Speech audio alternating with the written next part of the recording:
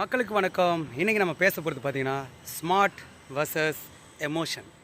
So இங்கே எமோஷனுக்கு வேலை இல்லை, ஸ்மார்ட் மூமெண்ட்டுக்கு தான் வேலை இருக்குது அப்படின்றத இந்த எலெக்ஷன் பல வகையில் வந்துட்டு கற்றுக் கொடுத்துருக்குது. எஸ்பெஷலி விஜய் அண்ணாவும் அவருடைய டீமும் வந்துட்டு அந்த விஷயத்தை கிளியராக எக்ஸிக்யூட் பண்ணியிருக்காங்க.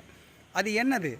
அவன் ஆயுதத்தை எடுத்து அவனவே போடுறது, அந்த கதை தான். எப்படின்னா, இவ்வளோ நாள் சீமான் அண்ணா என்னன்னா நீங்கள் கற்றுக்கிட்டு இருக்கீங்க, எமோஷனலாக வந்து தமிழ் தேசியம்னு கற்றுக்கிட்டு இருக்கீங்க.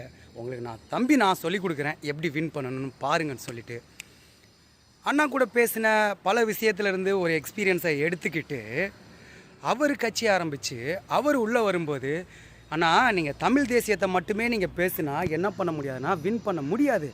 இப்போ நம்ம ஒயிட் ரேஞ்ச் ஓட் ரேஷியோ வந்து நமக்கு வேணும். அப்போ திராவிட கொள்கையை நான் என்ன பண்ணுறேன்னா எடுத்துகிட்டு வரணும்.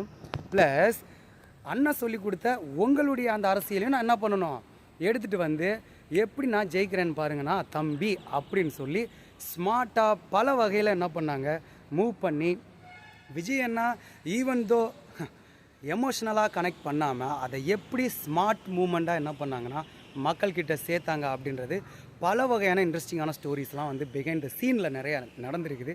பட் சீமான் அண்ணா ஆக்சுவலி பார்த்தீங்கன்னா ஹீ இஸ் த பியூரஸ்ட்டு, மக்களுக்காக நிற்கக்கூடிய ஒரு பியூரஸ்ட்டு ஹியூமன் யாருன்னு கேட்டேன்னா சீமான் அண்ணா.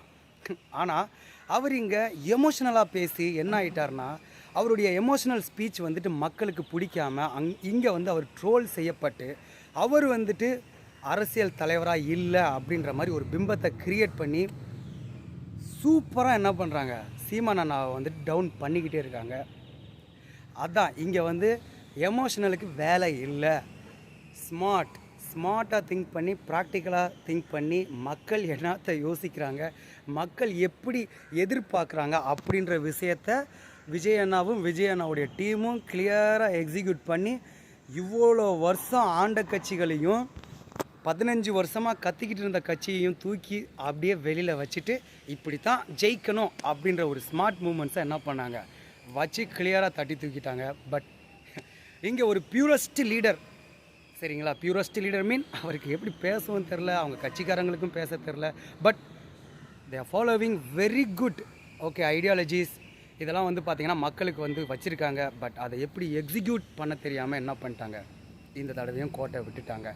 பட் வரக்கூடிய நாட்களில் கண்டிப்பாக சீமான் அண்ணாவும் சரி, சீமான் அண்ணாவுடைய தம்பிகளும் சரி, எப்படி பேசணும், எப்படி நம்மளுடைய கொள்கைகளை எடுத்து வெளியில் வைக்கணும் அப்படின்ற விஷயத்தை நம்ம ஃபோக்கஸ் பண்ணால் கண்டிப்பாக நம்ம என்ன பண்ணலாம், ஜெயிக்கலாம். ஸோ ஏன்னா அதை தான் விஜய் அண்ணாவும் பண்ணார். நான் யாருக்காக வந்திருக்கிறேன், எதுக்காக வந்திருக்கேன்றதை மட்டும்தான் பேசினார், ஜெயிச்சிட்டாங்க.